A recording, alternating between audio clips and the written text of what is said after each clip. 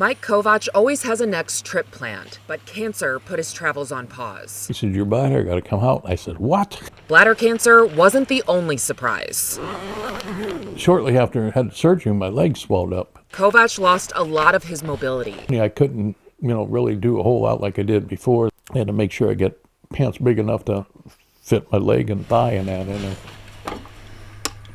The 71-year-old was then diagnosed with lymphedema, which he thought he could only manage with a compression sleeve and brace and tied to a pump. There's a vein right there. Then he met Dr. Min-Jung Cho, who fine-tuned an innovative lymphedema-relieving surgery at Ohio State. It truly changes the lives of patients. The procedure uses a high-frequency ultrasound machine to find and reroute damaged, nearly invisible lymph channels. I use a microscope that lets me see 40 times.